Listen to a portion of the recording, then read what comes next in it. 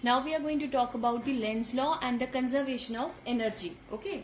So if we have already seen what is Lenz law, that Lenz law says that it opposes the cause which produces it. And what is conservation of energy? We already know that energy can neither be created nor destroyed. It can be transferred from one form to another. Here again we are come back to the same experiment of which we have seen in the first experiment of the Faraday's. What we have done is we have took a bar magnet to it, and because when we are bringing the bar magnet to it, we have seen that the current is produced and that current is flows in an anti-clockwise direction. So because of this current, what will happen when you are bringing this north pole? Obviously the magnetic field is induced in it, and because of this magnetic field, and it will be encountered by the area of this conductor. So the flux got changed. Here the flux got changed. When the flux got changed, it means here we have produced an induced EMF. Okay, so here the phenomena of electromagnetic induction is taking place, but the problem is that this is having a north pole, and Lenz law says that it is opposing, starts opposing. It means we have to do some work. What work we have to do? We have to do some extra work to bring this magnet inside the conductor more, क्योंकि अगर इसका force, repelling force इतना ज्यादा हो गया कि ये इस कंडक्टर को बाहर, दिस मैग्नेट को बाहर कर देगा, then it is impossible for this magnet to get into it. It means we have to do some extra work. So the work which we are doing, that work done is nothing but that is your electric current. Okay, the work done of doing this is nothing but your electric current. Now this current is get converted into an heat energy. Why it get converted into heat energy? Because from the Joule's law we know that it is impossible to separate the current and the heat. So this can be producing an heat, and this, it means we have seen that energy can also be fulfilled by the Lenz law, the law of conservation of energy. So this is what we have seen and which we have talked about in the Lenz law and the conservation of energy. So the experimental or the verification of the Lenz law, you can see this by taking a battery or a solenoid and a bar magnet, by bringing it close, and you can notice all the Lenz law phenomena and its proof and all things you can see it. Okay, so this is all about we have learned today. So I hope this is clear to everyone. So study well and stay safe. Thank you. Find the magnitude of EMF induced in a coil of 200 turns and the cross-sectional area of 0.2 meter when a magnetic field perpendicular to the plane of the coil changes from 0.1 Weber to 0.5 Weber per meter square at a uniform rate over a.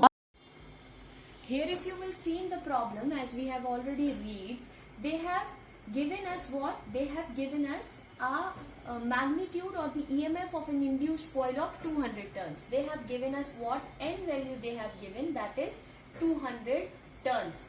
After that, when you will read it, they have given us the area of cross section. They have given us area, that is 0.2 meter square. Okay.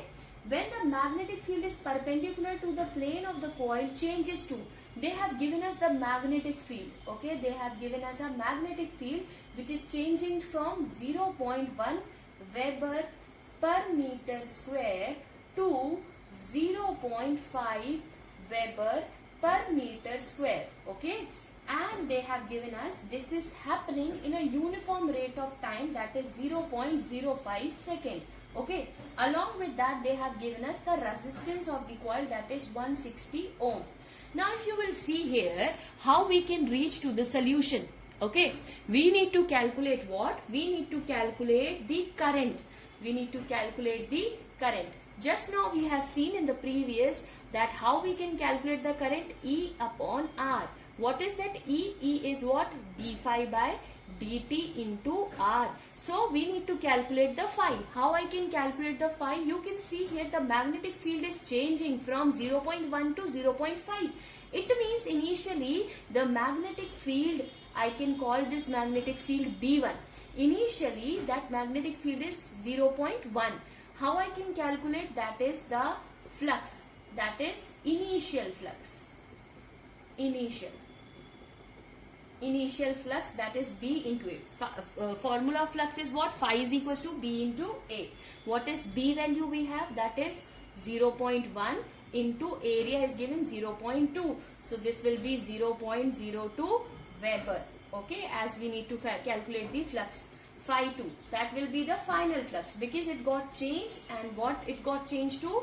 It got changed to B2 into A. So what is that B2 value we have from here? You can see 0.5 into 0.2 because from the same cross section area. So this answer will be 0.10 Weber. Now we need to calculate E. How I can calculate EMF? We know that is N phi 2 minus phi 1 whole divided by dt. So we have the value of N, that is 200. Value of phi 2 is what they have given, 0.10, minus value of this is 0.02, right? Whole divided by time they have given us how much? 0.05 second. You can calculate this. After solving this, you will get it as 320 volt. You have the value of this EMF because it is an EMF, so its unit will be volt. We need to calculate the current. How I can calculate the current? I can do it here. I is equals to, what is that? E is 320 whole divided by R they have given in the question 160. So you can find it out from here. The current in the circuit is 2 ampere. So this will be the answer for the given problem. Okay. Thank you.